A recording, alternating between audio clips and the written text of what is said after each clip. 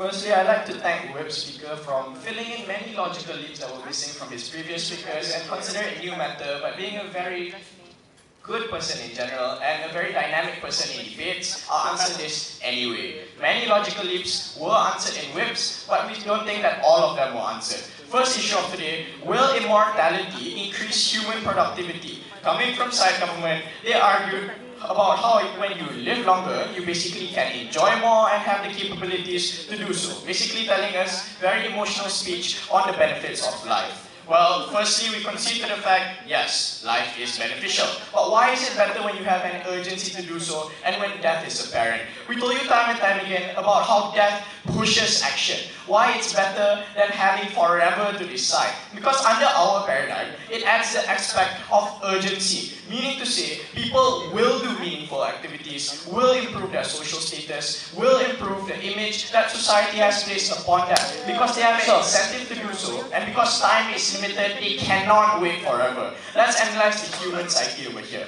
With privilege comes complacency. The exact reason as to why many government-linked corporations who slack off, because the government gives them many benefits in the first place. Example of Proton, right? Well, we tell you this is the exact reason. Because you have so many privileges and because your time can never run out, now there's no incentive for you to do that action in the first place. Under their paradigm, what happens? Let's do comparative analysis. Under immortality, you live is forever, therefore the choice is forever, options are also forever, urgency is non-existent.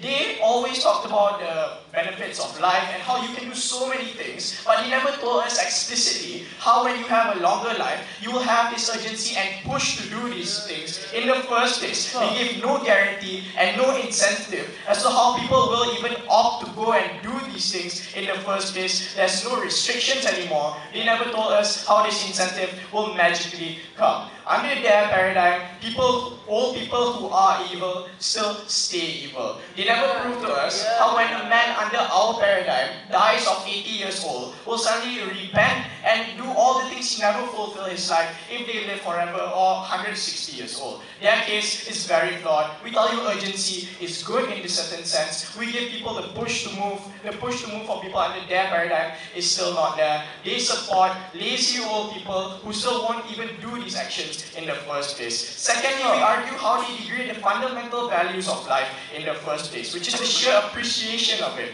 of relationships and interactions, about how when you have a time restriction, this is when you will go out and do action. This is when you fix relationships, you mend broken ties. Because you know that death is imminent, it can come to you at any given time. It ensures and subscribes you to always act according to these moral standards which you yourself set up, which you yourself always wanted to achieve in life, which you yourself will always value the relationships and interactions you have with anyone else. We think it's much more easier to please your girlfriend because you know that at any given day she is going to die, rather than know that you have an eternity to choose a girlfriend in the first place and that you never even have to satisfy her because you can always come back in 100 years and satisfy her then. We tell you that their paradigm gives us no urgency and all the benefits they stated were not linked. But before, not yet.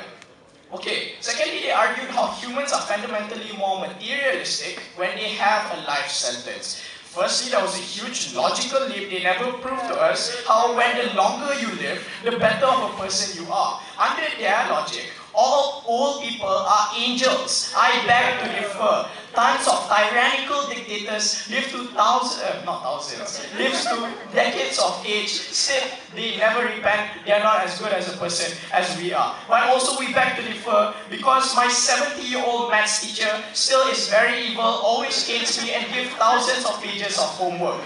Example, many younger people are more better and have better moral standards than old people. This is why you cannot quantify individual merits as to how a person can significantly become better based on the amount of life experience they have, because under their paradigm, all old people are good. I beg beg to differ, that's not true. But all the judges seem to be very good today. But secondly, we argue how they are much more moral under our standard. The same reason applies. How people, when they write wills in the first place, because they know they're going to die, this is why they give all their wills to people who they care about. It forces action about how you want to distribute your, whatever you have under your property to people you care about. Secondly, about how people donate everything before their death. They suddenly give lots of money to the mosque. This is when people suddenly start being so good and moral to other people. This is how morality is under our side. We have the higher moral high ground in this debate.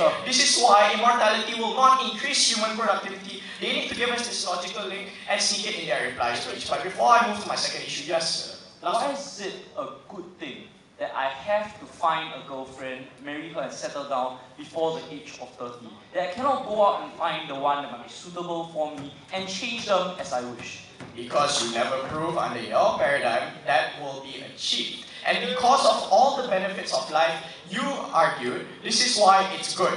Kind of contradiction actually. But secondly, it's going to be about an implication of what happens and what are the harms. Coming from side opposition, just to point out that Whip Speaker never even engaged with my second speaker. We told you how you now create an unchanged status quo in the field of politics and economy. You create an unproductive world. There's no incentive for improvement and an unchanging status quo that never even changes in the first place, where bad people will always stay at the high political positions they have, and how economies, when are bad, will stay bad. We also argue insanity about how they try to talk about poor people and people who are born with AIDS, right? Well, that harms their case even more. Now these people have no avenue to change and are forced to live in these dire situations forever and can never change because they can never die. This is the harms that they never even tackle and also have to sneak in their reply speech. But secondly, they argue that people cannot live because not enough time. Factual error. People cannot live because of a mismanagement of time,